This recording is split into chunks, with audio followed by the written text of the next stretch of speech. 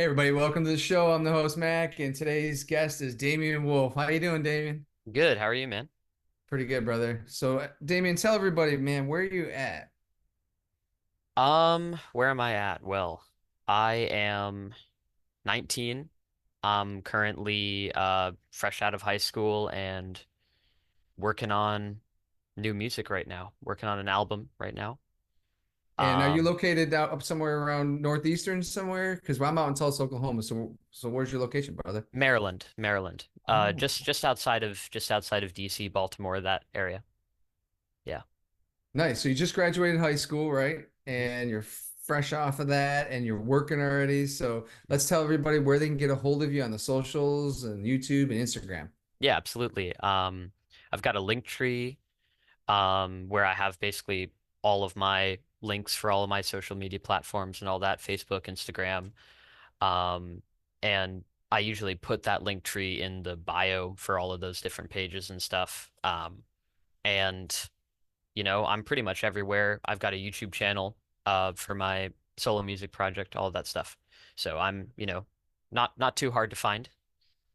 No, and you're a special guest today because this is the first time I've had any type of father sons or relational type Mhm, guest because your father has been on the show already mhm, for Nags Guitars. So if you guys out there watching, if you haven't caught that episode, go back and catch out Peter Wolf. And mhm. so it's really cool to have you on the show to have that little connection, brother. Yeah, it's really cool to be here, man. Thanks for having me. Yeah, man. So let's talk about what you're doing right now. So you mentioned an album. So let's talk about the album for a minute. So what's the album about? What type of music genre would you consider it? Those kind of things. Mhm. Um, well, I've got a bunch of different influences and I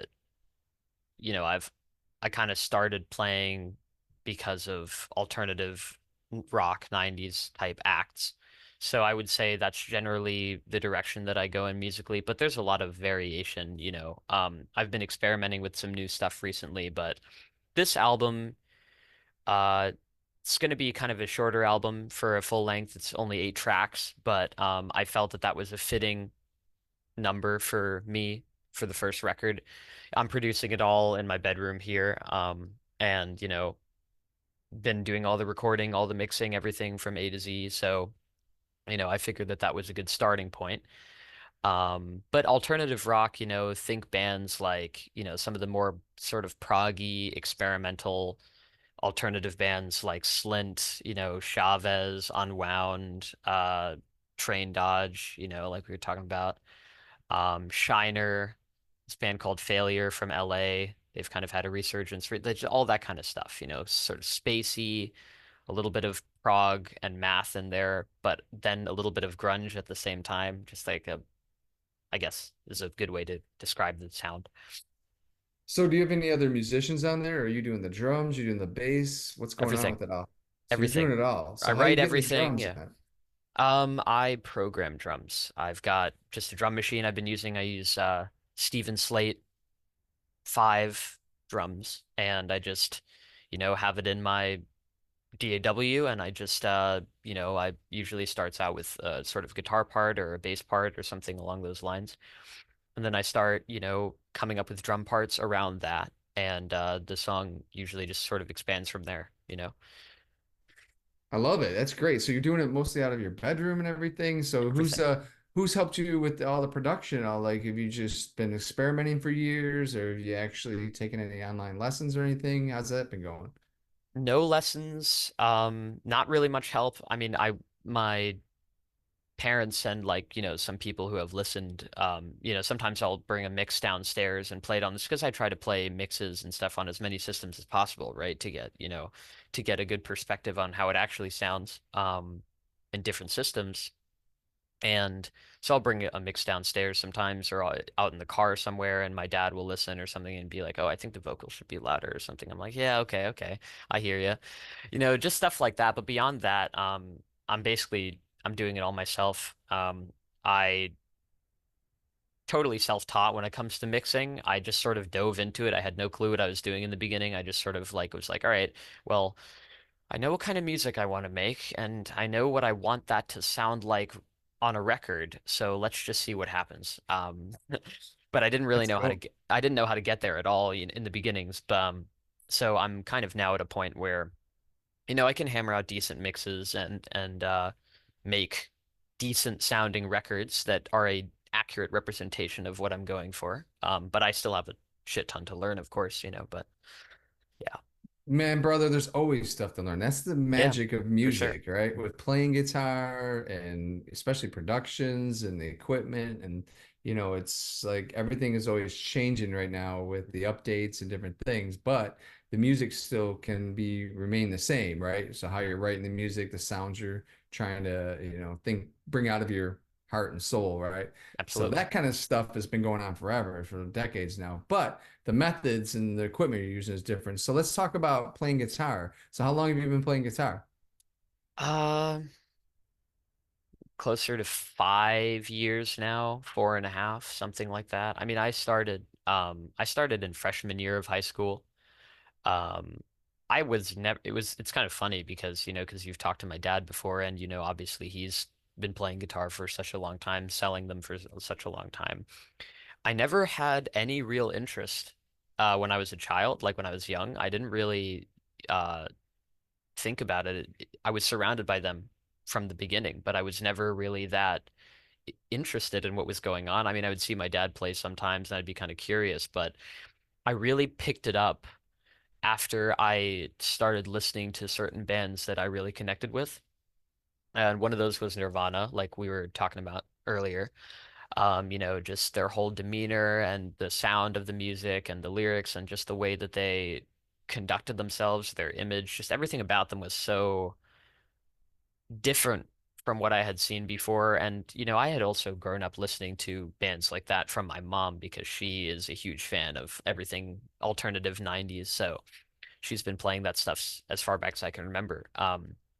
So, but hearing that and hearing that kind of music was really what motivated me to pick up the guitar and start seriously playing. And it all started with me teaching myself how to play songs by bands I liked.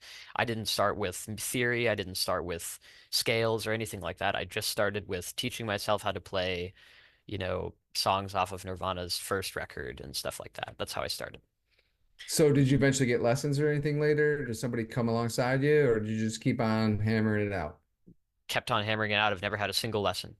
Not one. Awesome, man. It's pretty cool, Damian. But it's kind of in your blood and it's surrounding you, right? I So definitely had certain resources and advantages in that department, with my dad and, the information that he was able to provide and the tips and stuff. Absolutely. But yeah, never taken any lessons, no vocal lessons either.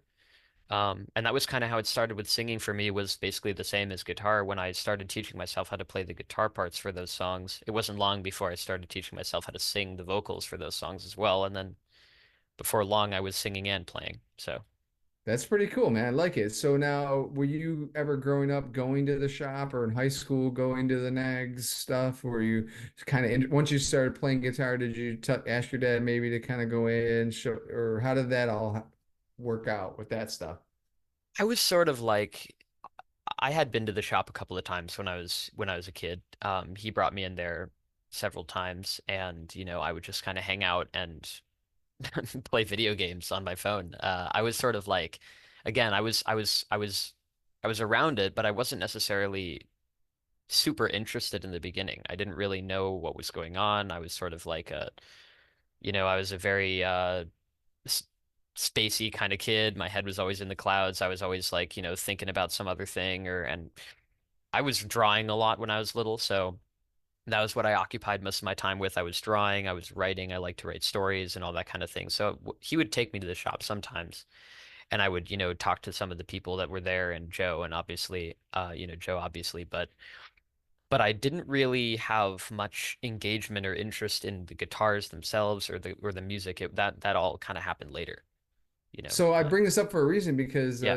I want you to show us your guitar, your favorite guitar that you have there. Hmm. And there's a little story behind it. So this guitar wasn't just like handed to you. You didn't just walk through the shop and be like, "Hey, man, No. I think I'll take that one. Thank you, Mr. Nags." Yeah. So No. why don't you hold up a guitar for a second and just show us that one, and then tell everybody that little story you're telling me about, like.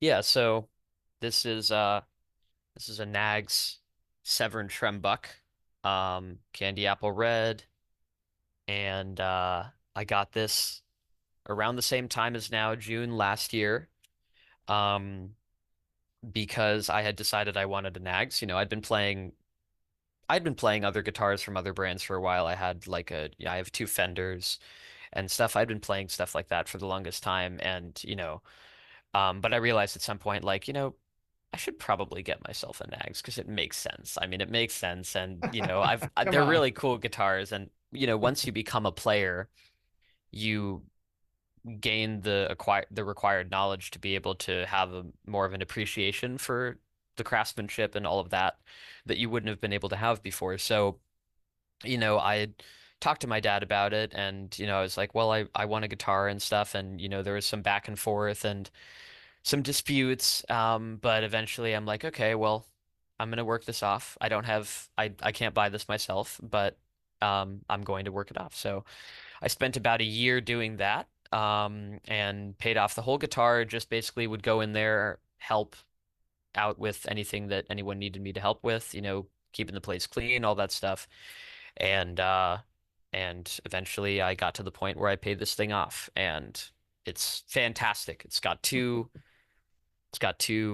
high output bare knuckle aftermath humbuckers in it, which is perfect for what I've been working on because it's great for squealing feedback and that kind of thing, which is, feedback is a pretty big part of my guitar sound. So Hmm. um Do it's you have just awesome. coil splitters or anything on that? Do you have anything like that going on, or what do you I have? Do you have a do. three-way position? What type of thing you got going on with all that? I do have a coil split. I have a coil split for the humbuckers because my primary guitar sound that I use the most is bridge humbucker guitar sound. That's kind of no matter what, that's what I'm using. But I also have been, especially recently, doing a lot of bridge single coil tone because I also like the way that sounds distorted. So I wanted a coil split in there when I got it so that I could switch between that because I wanted that bridge single coil as well sometimes. So what type of effects are you using? You're talking, do you have a large pedal board, or are you just more of like a small pedal board and letting the amp do all the heavy work, or what are you doing? It's the pedal board's decently sized. It's not like a shoegaze board or anything. It's not freaking massive. But there's a decent amount of effects on there. It's your basic stuff. I've got my distortion, obviously. I use a MXR super badass distortion. I've got a couple of Boss pedals on there. I have a Boss chorus. Chorus is kind of the main modulation effect I use a lot for my solo project. Have a bunch of songs already out that where chorus is featured heavily. Phaser as well. MXR phaser. I got a Boss reverb. I've got a Boss EQ, just like an EQ for it.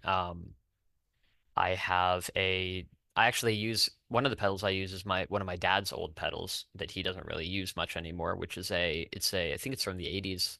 It's a Boss DD3 digital delay, which is great. I haven't used it much recently, but there are some times where, for like a cool outro or intro effect or something, I'd want like a sort of a loop going on where you play it and then it's just like where, yeah, that kind of thing is cool. So, stuff like that. I've got a electro harmonic splitter that's the last one in the chain that goes out to two separate amplifiers.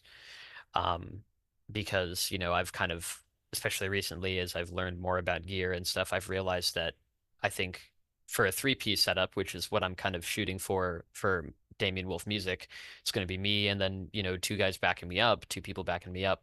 I want a two amp setup live because the tonal options that are given to you when you do that is just a lot cooler. You can just do so much more stuff. So, So you're gonna run it stereo, or you're gonna do it like wet dry, or what are you gonna do? I haven't really decided yet. I'm still kind of working that out. Testing things out. But maybe stereo. I don't know. But either way, two amps, I two amps. love it, man. So let's talk about amps for a second. What Yeah. type of amps are you using, man? So I'm using one of my amplifiers is it's an EVH 40 watt, not very powerful, not super loud, but but pretty cool amp, pretty good sounding amp. It covers the highs and the high mids very well. It's kind of a top type of amplifier. It's a combo amp, it's very portable, it's pretty small, it's back here. And I use that for the longest time for just basic guitar tracking in here because the other amp that I use, which is the more heavy lifting big amp, is a Mesa Boogie. It's a Mesa Boogie stiletto head, and it's it's pretty solid amp. I used it for the longest time for my old band that I was in live. But I actually only had one amp and it was that one live. I wasn't using a two amp setup yet because I didn't really know about it. Um, but that's a 50 watts, so it's not even that much more powerful, but it's more than loud enough, especially when you combine the two. So that's sort of more of a middle and low, and the EVH is more of a top, and combining the two, you get that kind of So when you fuller play sound. live, do you like stack them side by side, or you're an on top kind of guy, or do you spread them out? How do you kind of do it? I'm always curious about that because I love using stereo and I love wet dry. I've done that a lot out too. Mhm. So what's your theory if you were to line them up? You next to side by side on top? What do you do? Um, I guess it would depend. I mean, if I have, the bassist is across from me on stage, if it's like a stage setup where we're facing the audience like this, and the bassist is to my left or to my right, and they've got the amp next to them, I guess I would probably just put the Mesa next to me and the EVH next to that, just kind of like put them right next to each other. Yeah, yeah, basically just like, um, I don't think I would stack them just because of how they're shaped. It might not be the most practical way to do it. But putting them next to each other just straight up like that would probably works fine that way most of the time. Yeah, I found some of the best players always just go by the room ambient sound and everything too. And obviously right and just instead of just always this is the way I do it, depending on the venue, right? If you're in a Yeah. small venue too, right, you might need to tweak some of that move and angle and stuff. So that's cool, man. You got some good stuff going on there. Now, where did you get your amps and stuff? Did you just go out and buy them? Did you try them somewhere? Did you find them somewhere? Where'd you get them? I mean, it really depends. The EVA, the Mesa rather, that's my dad's old amp. He doesn't Oh, cool. really, that's the amp that he's had forever. He doesn't really, because he plays sometimes, but he's not like gigging or anything. It's kind of more just like as a hobby and stuff. He picks up the guitar sometimes, although he's been playing more recently, which is really cool to see. Um, You gonna bring and them out on stage one day? Just be like, Yeah, yeah. we've talked about that actually before, and actually he's also had a couple of his own songs that he's been trying to work out, like tracking in my room, and I've been like kind of trying to, have him laying down and see if maybe we could do mixing for it at some point or something, which is really awesome. Um, Yeah. I play with my yeah, son all the time, man. We do yeah, shows and everything, and he just drums, he does keyboards and everything. At 14, he just gets up talent shows out at 5K races and yeah, whatever. And we're playing, and like it is awesome, man. As a dad, it's kind of cool. You're on the other side of it, so yeah, yeah, but I'm on the dad side of it. It's so cool, man. You got your kid out there, and you can just kind of do that thing. My wife's always kind of jealous about it because she's like, you guys have this connection, like it's yeah, just like. I don't know what to tell you, man. So that's yeah. great, man. Are you gonna put him on any of the albums someday, or is he gonna get a little cut on there, or are you just gonna keep rolling along with your solo stuff right now? Anything's possible. I Yeah, mean, he's really, when it comes to my solo music, he's really been helping me, just get my name out there and, go dad, promoting, go. yeah, promoting everything. And, he's helping me try to get gigs locally and stuff like that. That's kind of what he's been helping me with, which is freaking awesome. I mean, He knows a with few people. he knows a few people, and it's amazing to have that, the benefit of having that, and especially when it's your dad, that's such a cool thing. I mean, I'm really fucking lucky for that. So, um, but yeah, we jam together sometimes too, just like low key playing stuff, and it's always fun. We have that kind of connection as well. That's really cool. That's Um, great, man. I yeah. love it. There was a band in town here recently called The Effect. Hmm. And it was Phil Collins' son on drums. It was Steve Lukather's son on guitar. Oh, And they okay. just they just did a release with Steve Perry from Journey. They did Hmm. an old Journey song, and then they were just in town opening for Billy Idol.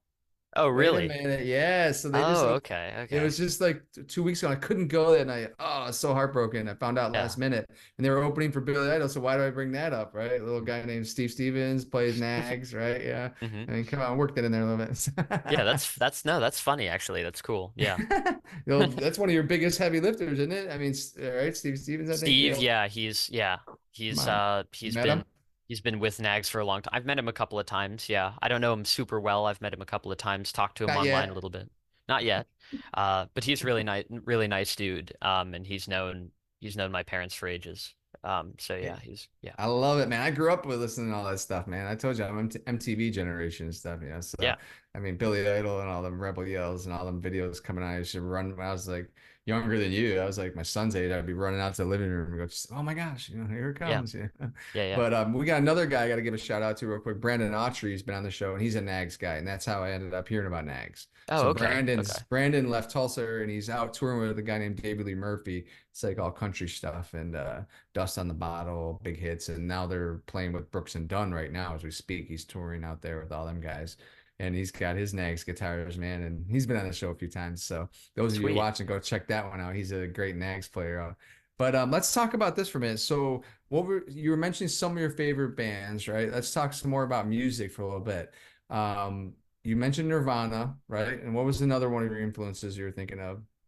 Um, stuff like Chavez, that's kind of they're sort of a lower key band, New York area band. Kind of this proggy, mathy, but also alternative rock and grunge at the same time element. They're a pretty big influence. Shiner, it's a kind of the same, like a similar type of music as well. They're from Kansas City, Missouri. Um, KCMO.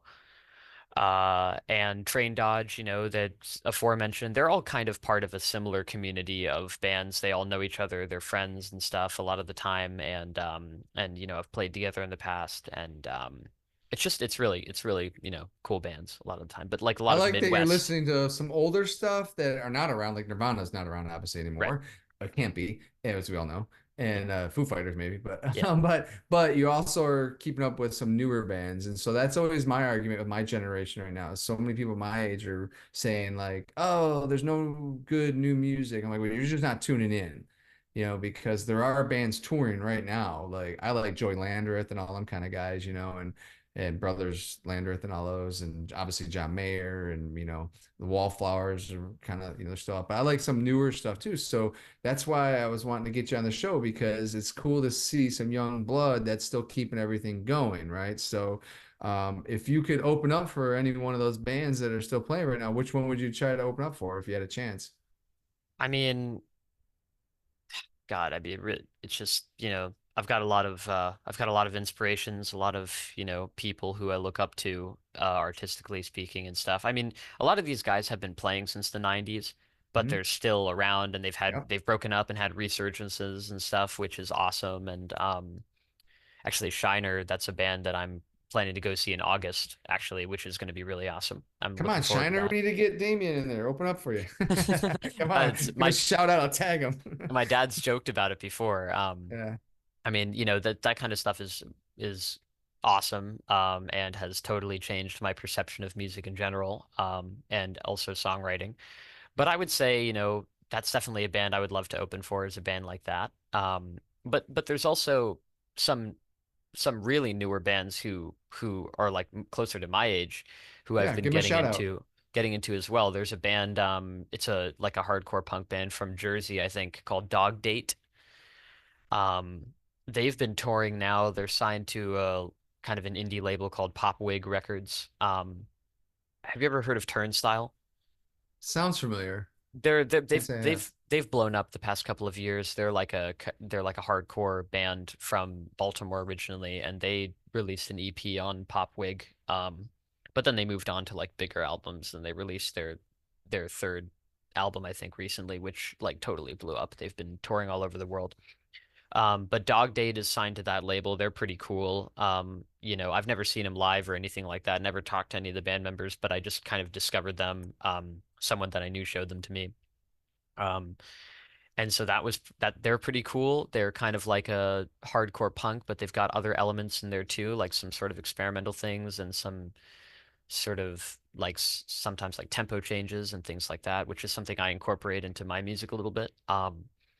This band called Barlow, which is they're sort of like more lo-fi shoegaze band from Pittsburgh, Pennsylvania.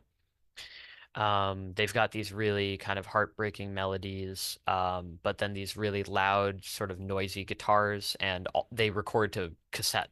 They record everything to like I Tape. think four 8-track tape cassette, which is pretty unusual, but really cool. And you can never really hear the vocals, but it's okay because that's kind of their thing. You know what I mean? That's kind of part of their aesthetic, and it does add to the vibe a lot. Stuff like that is really cool. So there's a couple of newer bands that I listen to on a pretty regular basis that have only emerged in the past couple of years, who, are closer to my age, and there's some cool stuff going on for sure right now. I love it. And nowadays, we were talking about this before the show started, like the socials and social media Mhm. and how to do that. Because you just mentioned a few buzzwords like labels. And I'm wondering as an older guy, man, like are you guys at your age, are you even interested in that subject of labels, or is social media right now more important than something like a label? I think it depends on what you want to do and what resources you have available to you. I mean, if you are in a position where, you know, there's plenty of people out there where it makes sense for them to just do it themselves completely on their own, and they don't need to get signed to anybody because they are just kind of they can make their own product and they don't have to pay the extra money or get into a contract or any of that stuff and have an agent and all of that. Um, but I think where labels still help a lot from what I've observed, is touring. Because if you're not already in a pretty financially secure position, you're probably not super keen on paying for all of that, if especially if it's a countrywide tour or even an international tour between countries. That stuff gets really expensive. And especially the transportation and the road crew and all of that. So labels can help with that from what I've seen, but there is always the catch-22 of the contracts that can be involved and what do they get back for that service and all of that. So it's like it's kind of a double-edged sword, but I've heard a lot about how labels aren't important anymore and they're not what they used to be and nobody cares about them anymore and you don't need a label and I think it's more true now than it ever has been, that claim, but I don't think that they're completely useless. I do think that especially for certain types of music or certain kind of approaches to one's career, a label can still have a lot of benefits because you really have people who can back you up and people who can book you those gigs to where you have something that you can post on Instagram because you have a picture of a show that you can post. Like, you know what I mean? That kind of thing. So, So there uh, is like the teamwork thing, many yeah. hands makes heavy lifting easy, so it's like, little expression, the more you help you have, maybe the easier it is. But yeah, you're right.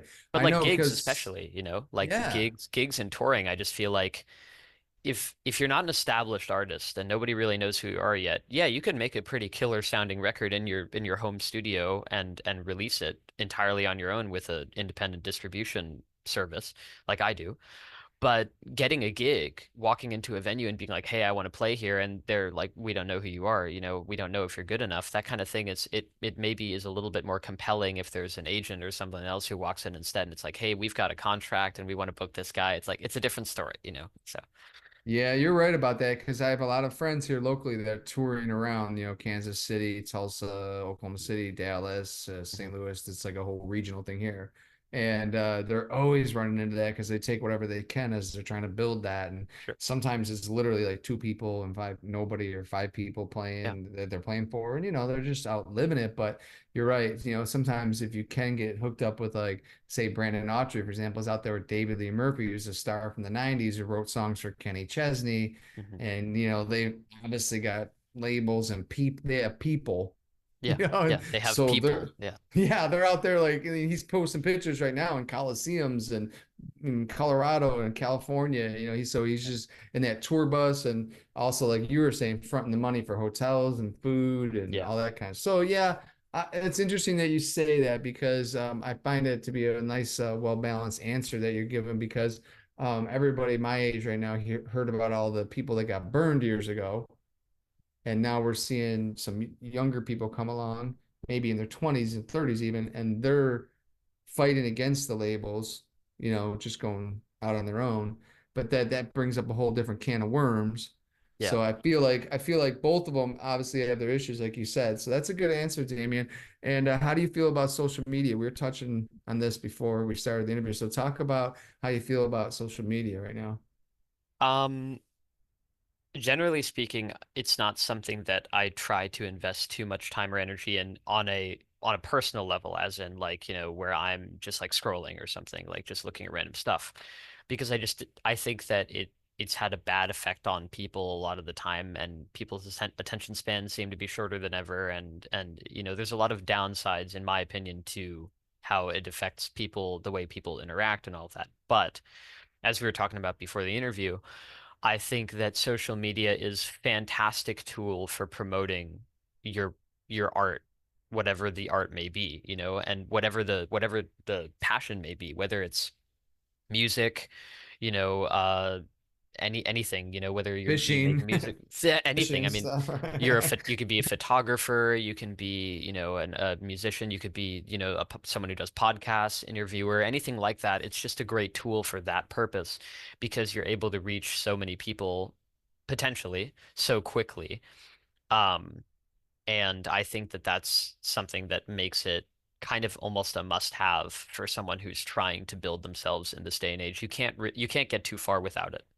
It seems like you can try to promote yourself without any social media presence, but I think it's going to be very difficult to do that in this day and age because of how it's everything is so predicated on it now, and everything is so dependent on a social media presence and platform that you really need one if you want to, be able to have a platform and have people see you.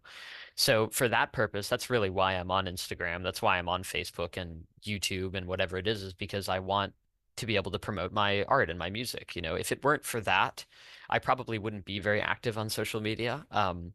But I have something that I want to promote because I have a project I'm working on, and for that purpose, it's a great tool. And I think that musicians, bands, whoever you may be, any type of creator,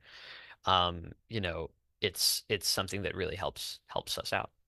Yeah, it's definitely a tool. Like I was telling you, I always taught my kids who are now older, married, grandkids, that, social media and phones are like having a car. You can go to Yeah, work and make money and you can save somebody's life, drive them to the hospital, or you can go rob banks and, and drive drunk and smash it and hurt yeah, somebody, God forbid. So it yeah, is, I feel like social media has that type of impact in the yeah. phone. So yeah, it's cool from your perspective because, as I was saying earlier, there are young bands and there are young musicians, right? Mhm. And you guys, it's really cool to see this side of it and to hear from the ground floor up right now as we follow you later after your album's done and you release it because we never got that when I was growing up. We got the full product. So my first cassette tape was Journey Escape. Right, right. Then I had to look through the liner notes and wait for magazine interviews, maybe if they ever came out. And it Yeah, was like many years later, I found out that Neil Shawn was like 15 years old playing for Santana. yeah, So Black Magic Woman was Neil Shawn in there, like playing with Santana. And I'm like, I didn't know that for years later. Whereas like social media now, I could have like learned that kind of stuff like probably right off the bat and then went out yeah. and bought that other stuff.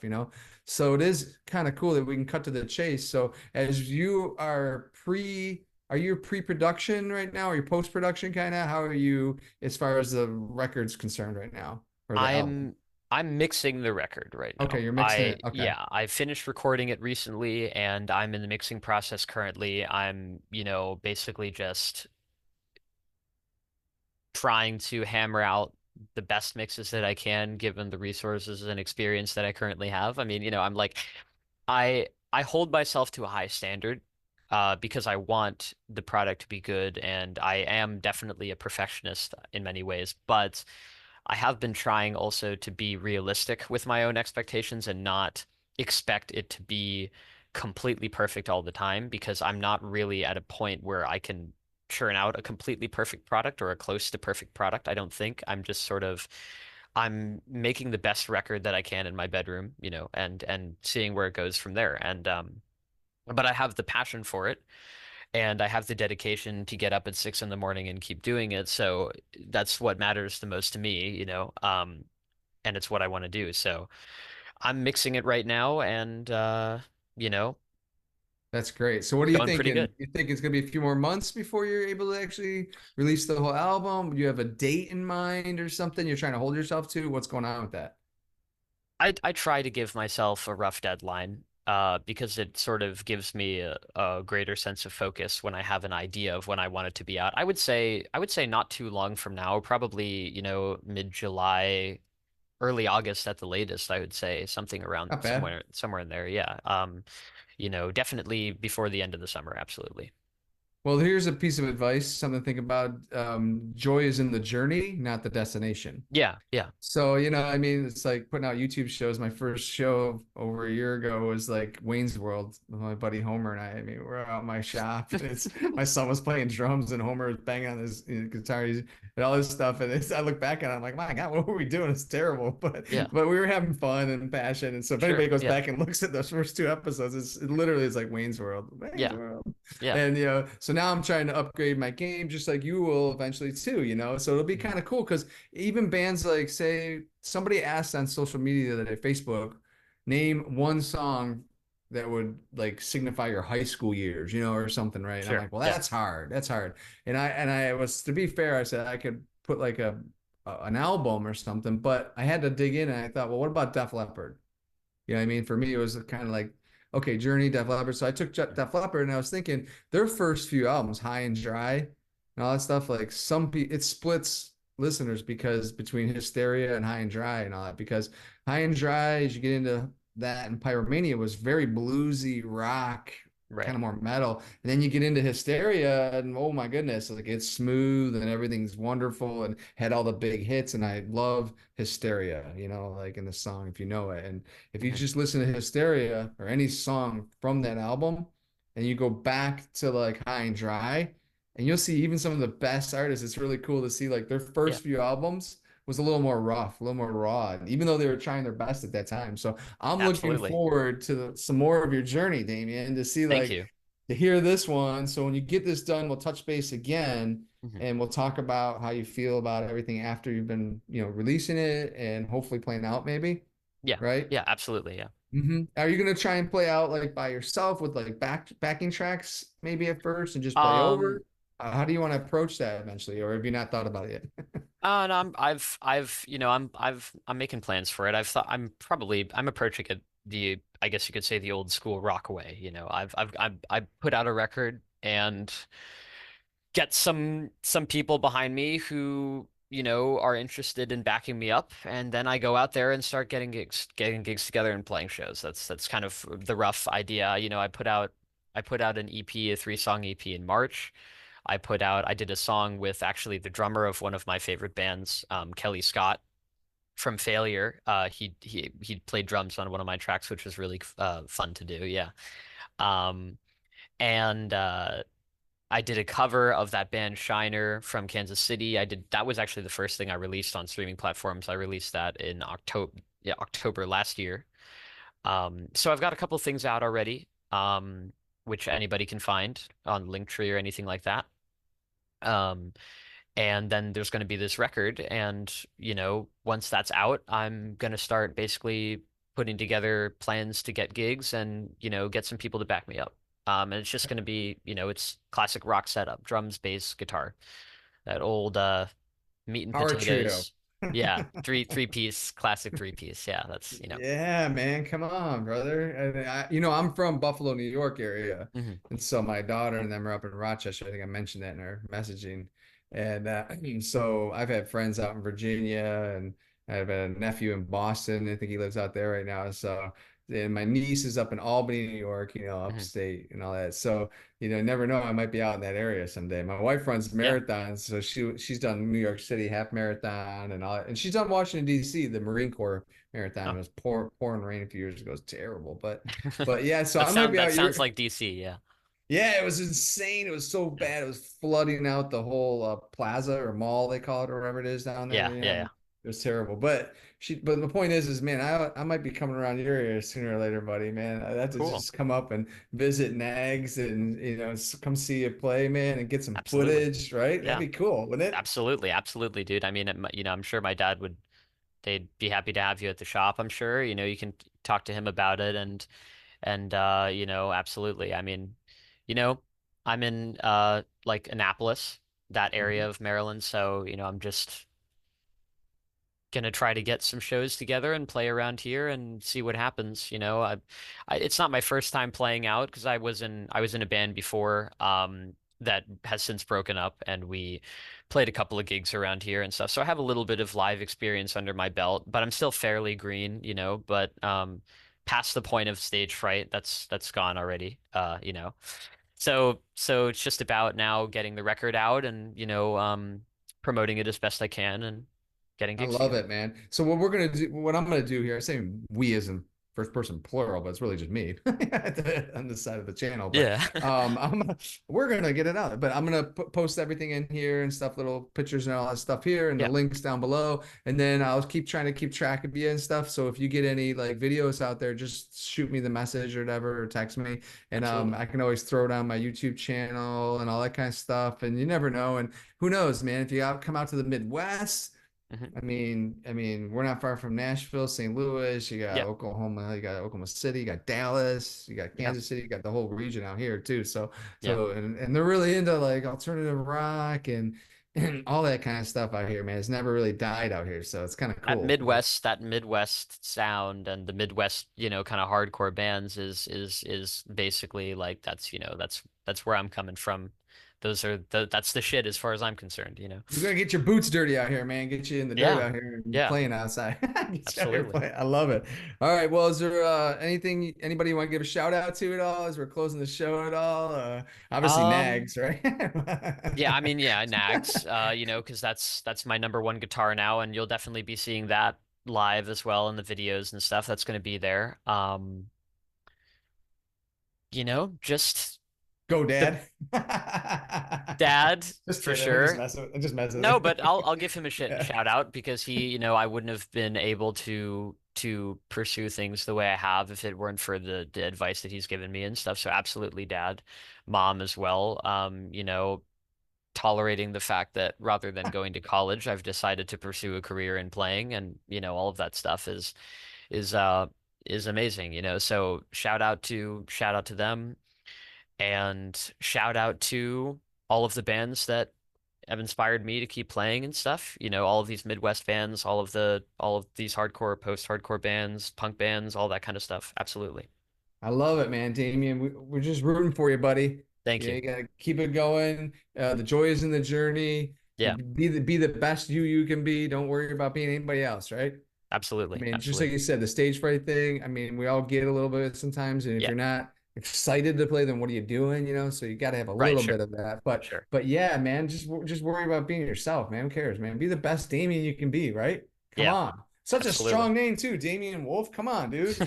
Like a character out of like some type of Dungeons and Dragons or something. I used to be Yeah, in I've gotten that before a couple of times. It's man. funny. Wow. Like you in the logos and stuff. I think you did before we end here, you did draw something I saw. Like, are you gonna do that for your logo or are you You gonna mean the pay wolf, somebody? the drawing of the Yeah. wolf? That Yeah, was the a wolf that one. was a quick little promotional drawing I did a couple of months ago. I didn't really have any plans for how I was going to use it, but when I Yeah. announced that I was working on the record, I decided to use that.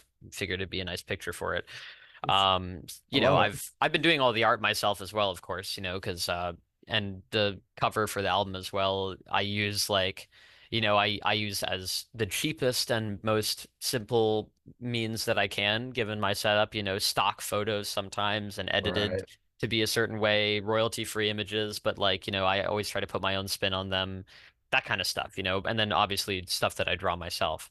But yeah, Great, man. I love the creativity, Damon. It's old school, buddy.